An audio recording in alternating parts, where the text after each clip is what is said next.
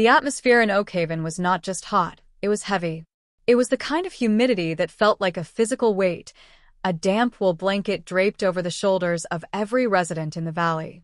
Julian Vance wiped a bead of salt sting from his eye as he pulled his truck into the gravel driveway of his former mother-in-law, Helena. The house was an aging Victorian, a grand structure of peeling white paint and sprawling porches that seemed to sigh under the weight of the afternoon sun. Julian stepped inside, and the air was even thicker there. It smelled of dried lavender, old paperback books, and the stagnant stillness of a home that had stopped breathing. The reason for his visit sat in the center of the foyer, a massive, industrial-grade climate control unit. It was still encased in its cardboard tomb, a jagged, fragile sticker mocking the heat. Helena had called him 3 days ago. She didn't demand. She never did. She had a way of letting her needs hang in the air like a question that Julian felt obligated to answer. Since his wife, Clara, had walked out of their life 4 months prior, these errands had become Julian's only tether to the world he used to know. Clara hadn't left with a scream or a shattered plate. She had simply packed a single suitcase and vanished into the early morning mist, leaving Julian with a house full of echoes and a heart that felt like a hollowed-out tree. Julian looked at the box, then at Helena. She was sitting in her high-backed velvet chair, moving a hand-painted silk fan with a rhythmic, hypnotic grace. She looked older than she had a month ago. The lines around her eyes were deeper, etched by a combination of the brutal summer and the shared grief of Clara's departure. "Julian," she said, her voice a soft rasp that barely cut through the silence. "The heat, it's beginning to feel like an intruder. Would you mind setting that up for me today? I don't think I can survive another night of this." Her eyes were a pale, watery blue, filled with a desperate kind of hope that made Julian's stomach churn. It was a simple request. A few bolts, a window bracket, a plug. But as Julian stared at the unit, a cold shiver raced down his spine despite the 90-degree heat. He felt a sudden, inexplicable wall rising in his mind. He looked at Helena, at the way her silk dress clung to her frame, at the vulnerability in her posture. There was a magnetic pull in the room, a strange, unspoken energy that felt dangerous. It was the intimacy of the abandoned.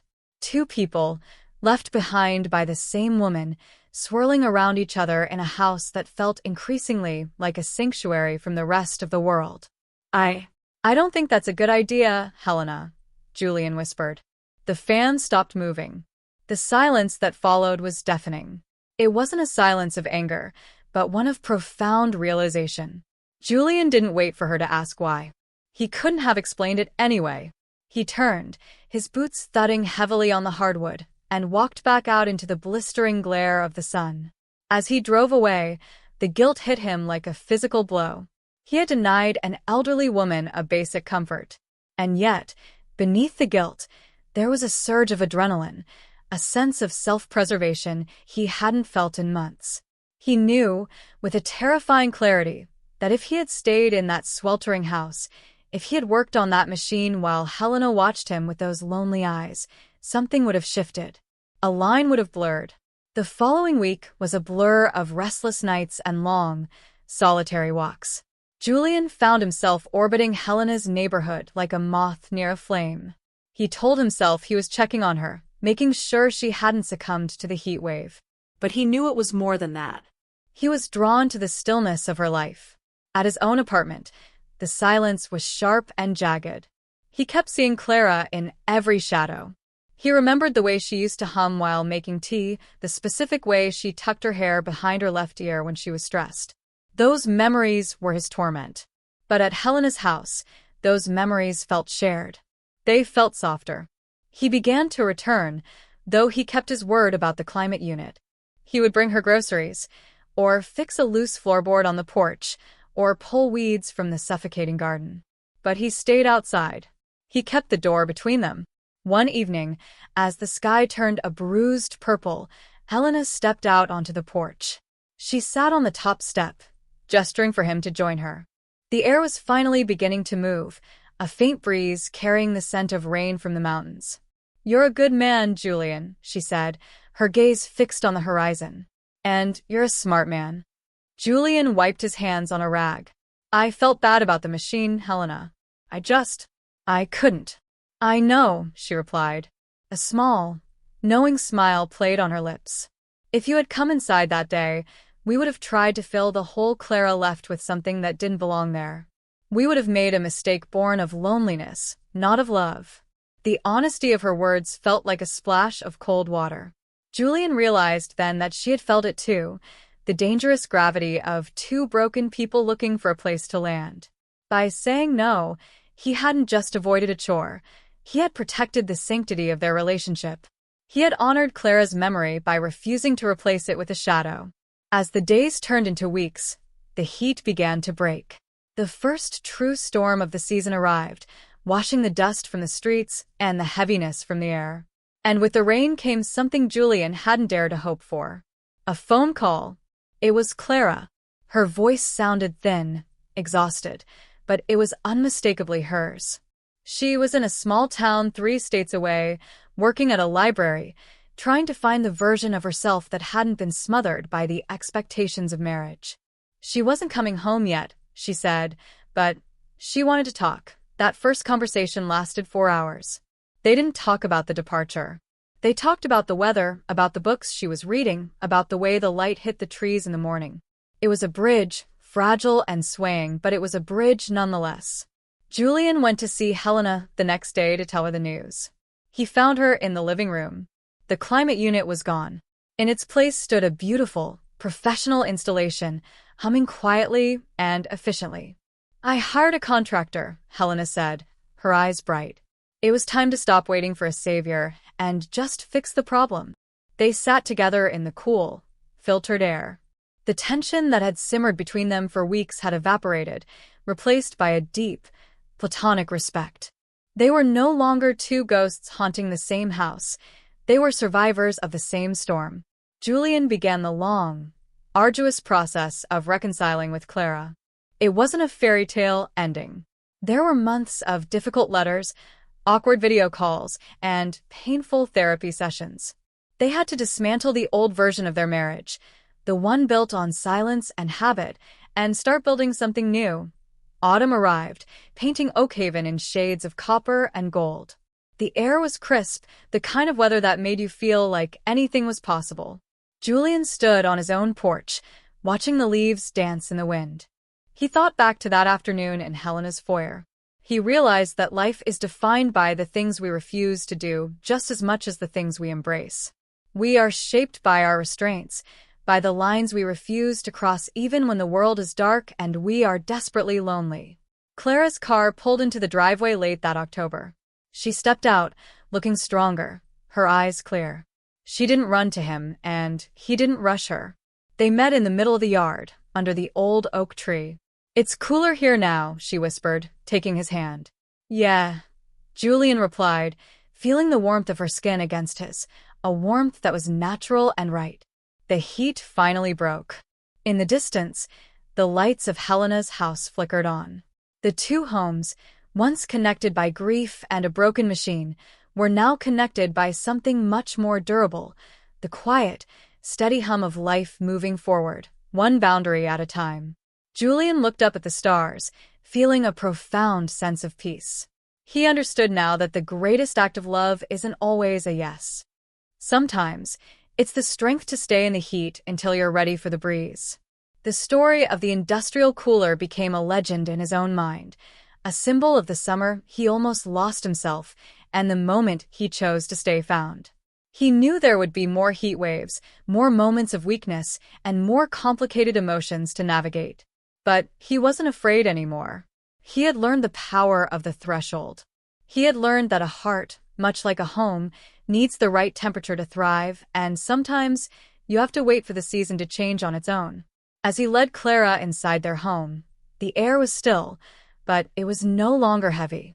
It was a space they would fill together, with new memories and honest words, protected by the wisdom of a man who knew when to walk away and a woman who finally knew how to stay.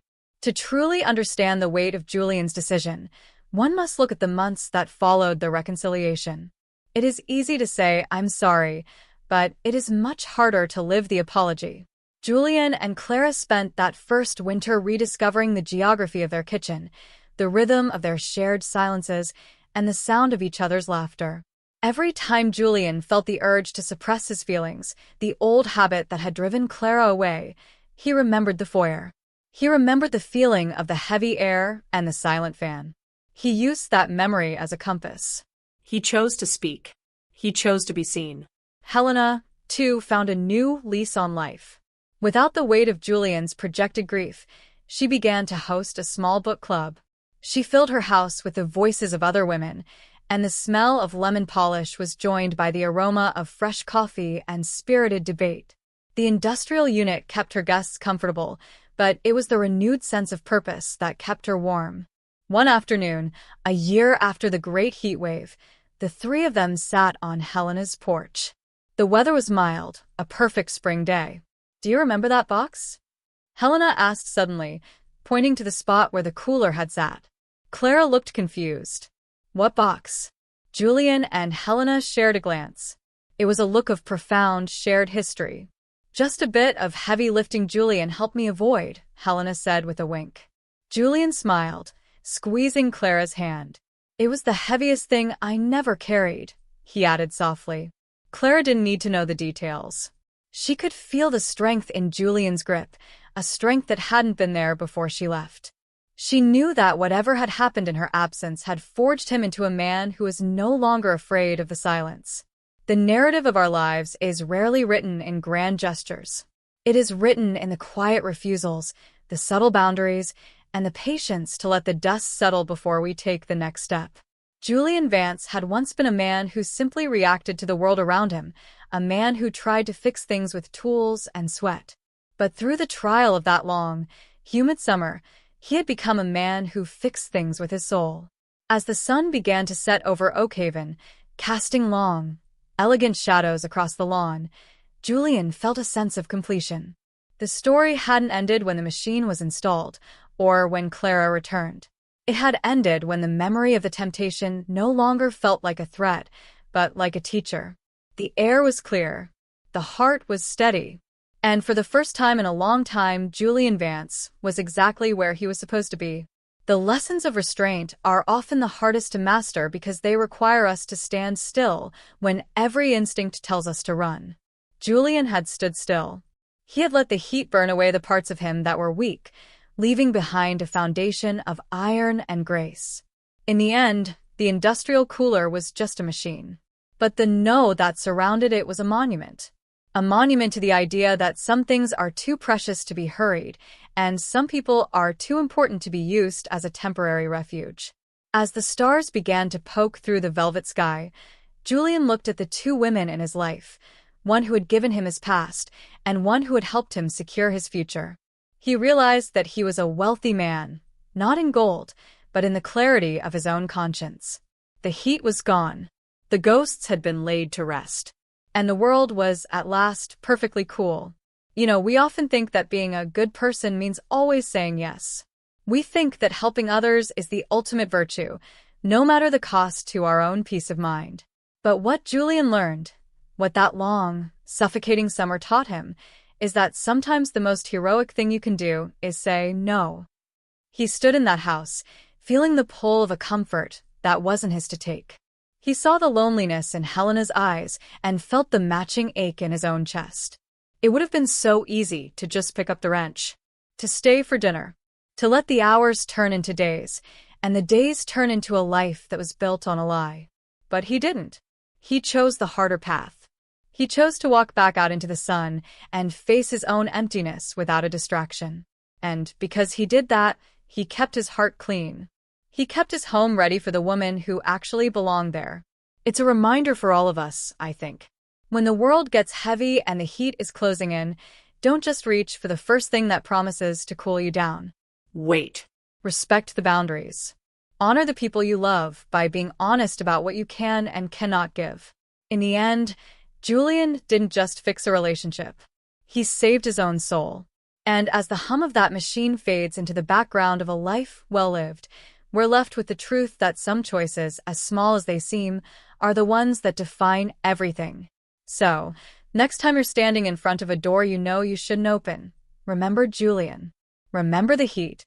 And remember that the most powerful word in the world is the one that protects the heart.